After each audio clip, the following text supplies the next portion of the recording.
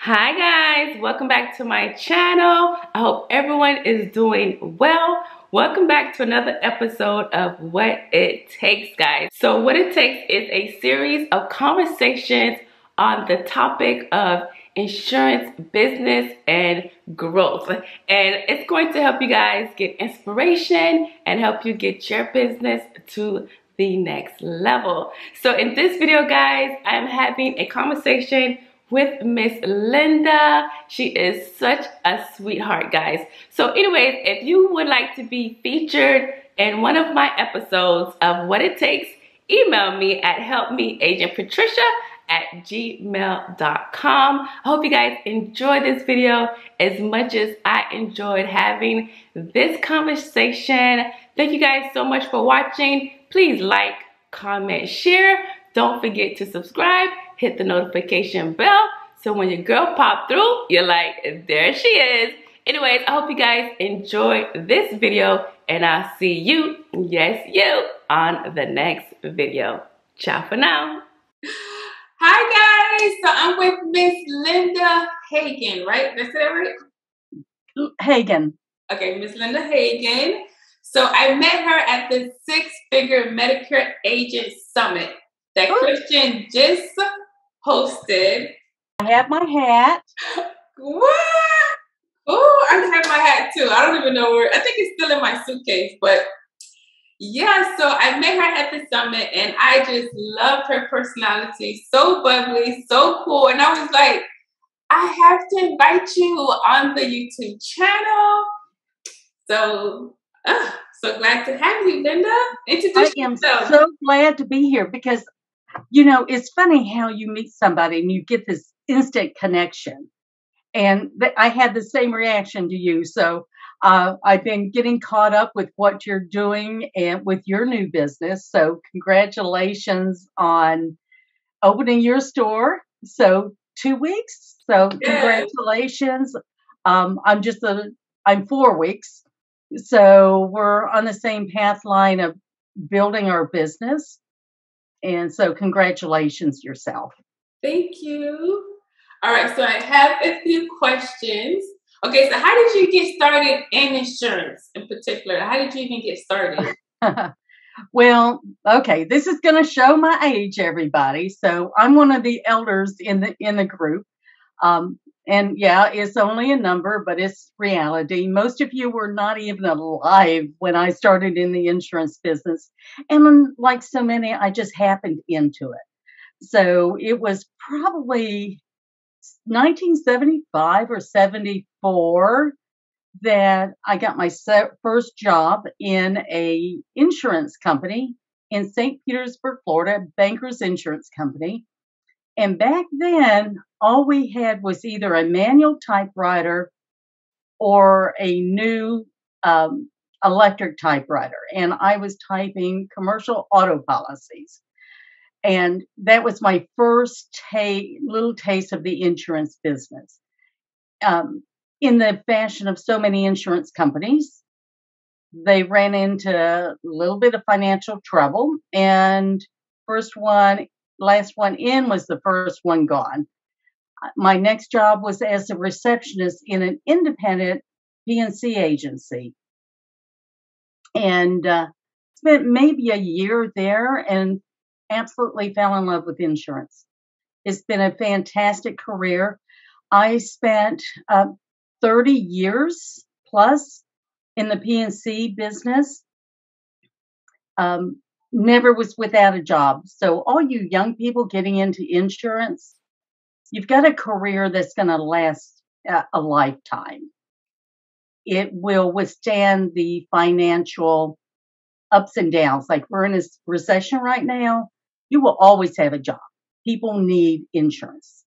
It's required. So that was how I got into insurance. Fast forward many decades. My husband became eligible for Medicare at 65, and he looked to me for advice on what to do. And he had a huge stack. That was before all the call centers. So 10 years ago, he had a huge stack of mail. And he said, "You're the licensed insurance agent. You tell me what I need." And dang it, I could not figure it out. I had to hire an agent who came out, who I now know did an adequate job. But that gave me the first taste of Medicare, and that little light bulb went out off in my head, because I had been praying and looking for another career that could take me through retirement. So this is my retirement. So that's pretty much how I got here at this point. Oh, wow, that's amazing. So, how long have you been doing Medicare in particular? Since 2013. The 2014 was my first AEP. So this is going into what, my ninth? Oh, wow. 10th? Yeah, ninth AEP is coming up. I quit my job at the age of 58. And after not even selling one policy in Medicare, I came home to my husband and said, "I've got a question, but I don't want you to give me an answer. I want you to think about this." And my question is, what do you think about me quitting my job, starting my own business, doing Medicare? And my fan club and my husband said, "I don't have to think about it. That's exactly what you need to do." So took my last 2 weeks of vacation from the company, gave my notice, and end of August, so coming up on my ninth anniversary, I quit my job cold turkey without selling one policy, and lived off my savings to build a book of business. And Wow. God has blessed me tenfold. Wow, that is amazing. So that actually takes me to the next question. So how were you able, because right now you have your own office, you purchased your own office I did. in a month since you opened. So congratulations. Thank you. I'm so excited. I know we talked about that a little bit at the beginning. So how were you able to financially transition into having your own office? Well, here again, I give all glory to the one upstairs for getting me to this part, because it takes a certain amount of faith, um, a little bit of belief in yourself, probably a little bit more than a little. And I listened to the little God whispers, what I call it, and I went through doors. So the first was starting my business. And at the end of about 18 months, I was running low on my savings account. And my request was to pay my bills, at least pay my bills, so I don't have to go back to working for someone else and making them rich.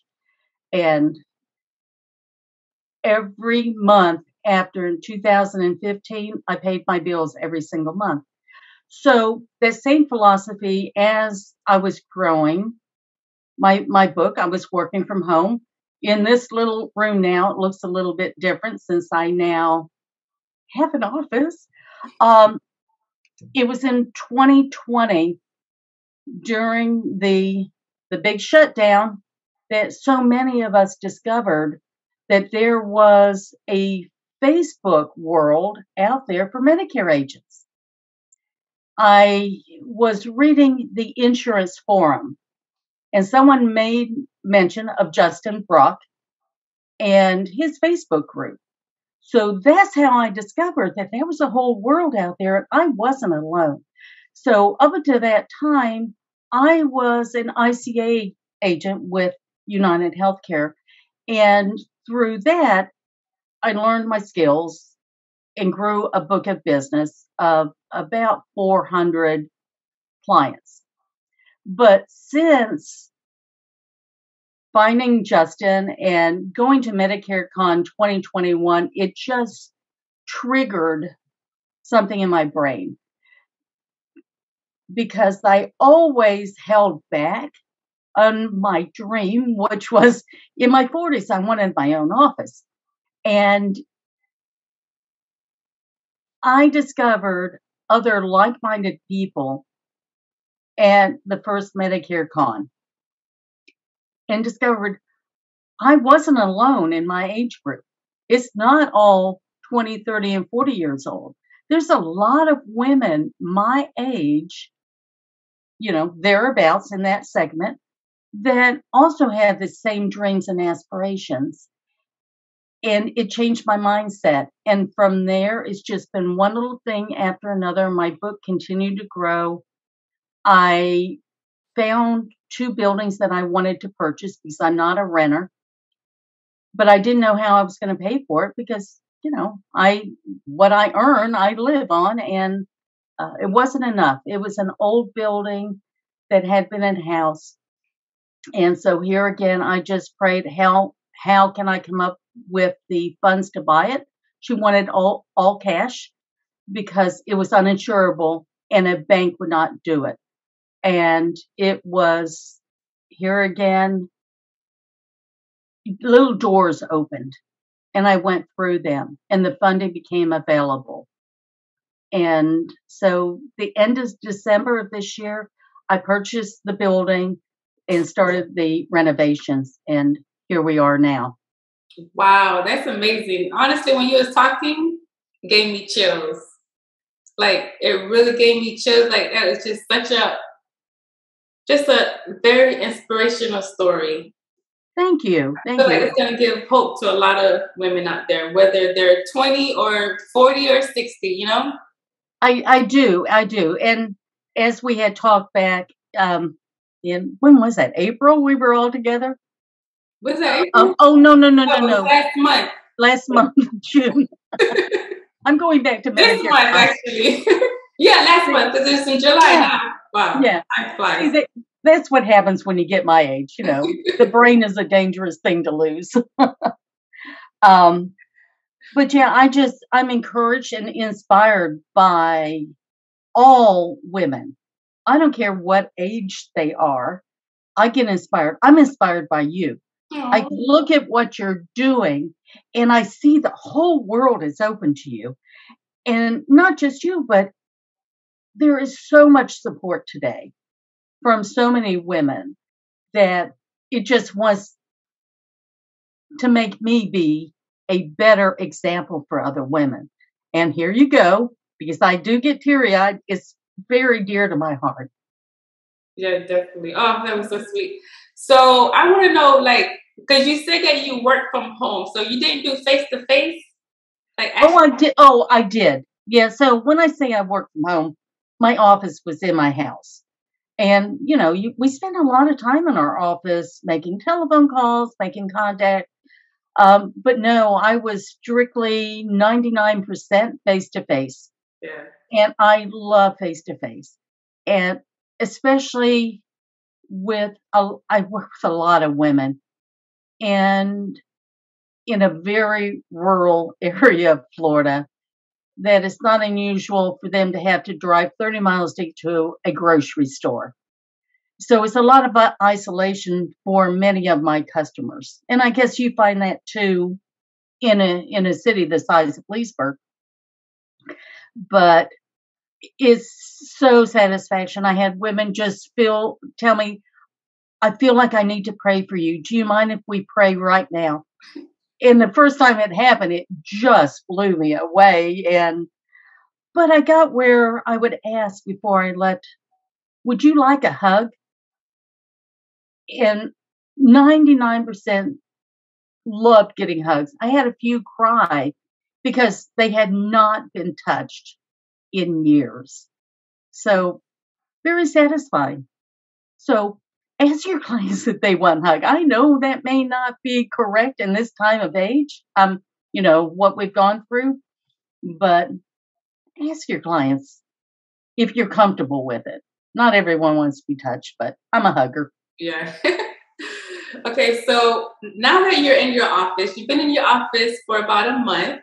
Mm-hmm. So walk me through your schedule. Like, what's your day-to-day? I know people, like, do you have appointments? You said appointments. Do you allow walk-ins out? How does that look like for you? So my day is, it's kind of an interesting question. I try to schedule, but that doesn't always happen. We do get some walk-ins at this point, but I am also having to do a lot more marketing because I'm rebranding myself because I've hired my first employee who's been beside me since October of last year.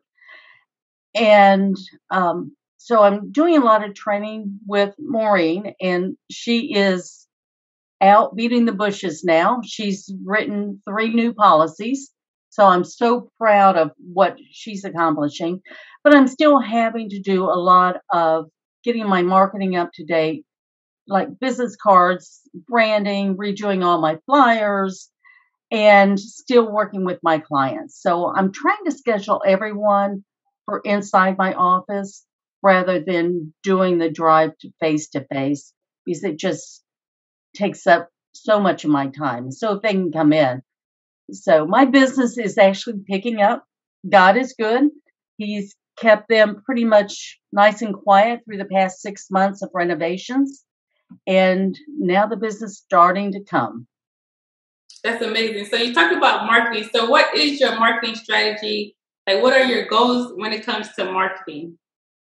Well, we'll start at goals. My goal is to be the go-to Medicare and more. Like I was telling you, my little tag name now is your Medicare and more store. And so I want when people think of Medicare and their needs, that they think of Manatee Insurance Solutions. So that's my ultimate goal. So some of my strategies that I've been doing is I've tried some educational turning 65 type meetings. We're so small that unless I'm serving them a meal, they're not going to come in the door. So that was not doing very well. I have a tough time finding a restaurant in our area that has an actual meeting room. There are a few, but they're so darn small. So that was one strategy. I do a lot of festivals. I do a lot of events. We have plans to hold meetings now in our office. Advertising on Facebook will help hit a few of my clients, but here again, we're rural. Not everyone has internet because if you get outside of town, you're lucky if your cell phone works. So I don't want to spend a whole lot of money on that. Newspaper is another way to go, but there's very few newspapers up here. There's one up in Dixie County and one in Levy County.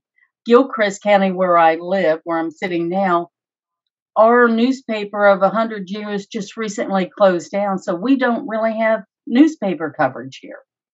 And people aren't picking up the paper. So those are just some of my hurdles. I also do a lot of festivals. I don't know if I had mentioned that. I like festivals.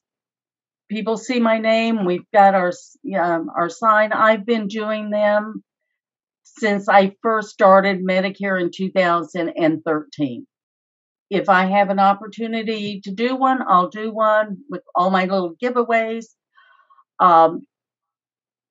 If I get an opportunity from one of the carriers to sit at a table in Winn-Dixie or Walgreens or CVS, I don't mind doing them 4 hours one day a week. People see me. Is it a waste of time?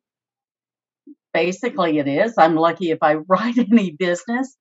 But again, people pick up my pens, they pick up my notepads, they know who I am, and they know where I'm located, especially now that I have my own business outside my home. Yeah, that makes sense because it is part of marketing. Sometimes you're not going to write that person right then and there, but they may think of you months down the line or they drive by your office, they may recommend your office to someone else. It's repetition. If they see it It, over and over again, they're like, I remember that office. Or yeah, and it's you're absolutely right. Yesterday, I was just looking at some of my old email addresses that I've tried over my past 9 years of using, and I went into one that I have not used in probably 7 years, and there was um, an email from one of my clients that referred her. So one of my clients would be one of my older clients.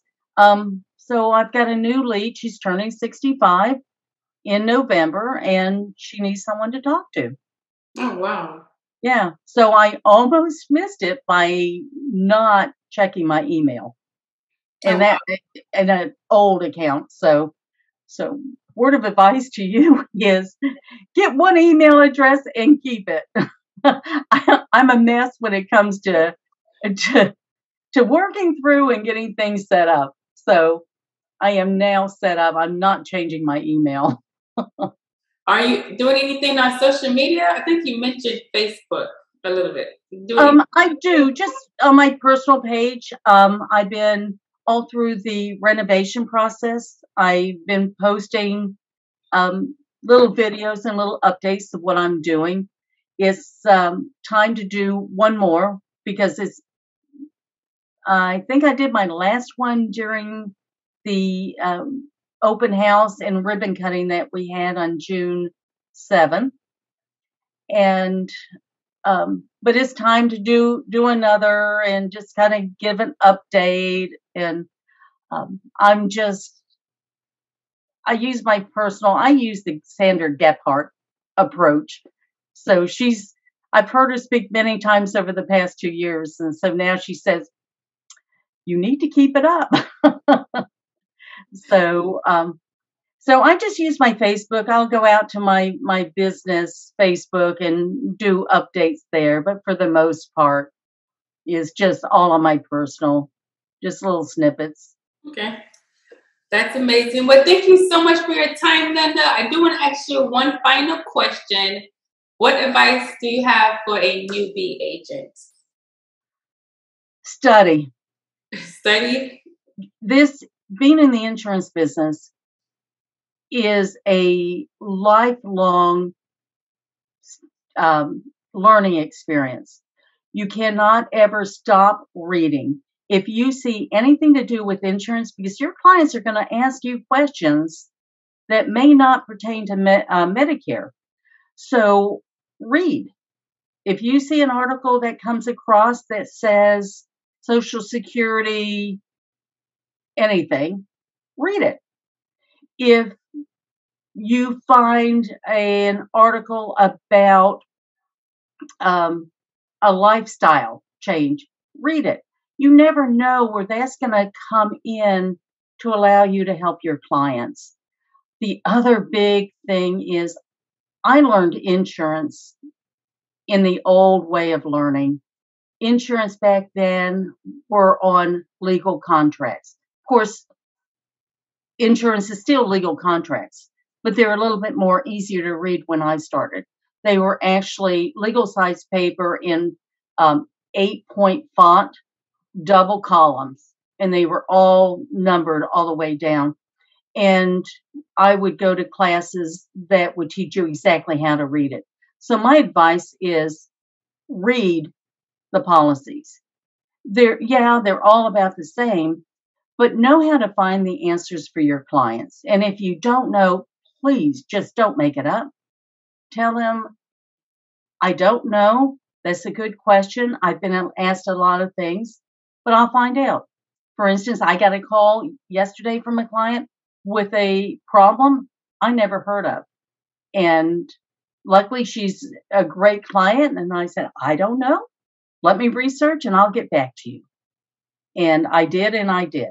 So my advice is don't stop learning. I love it. I really love it.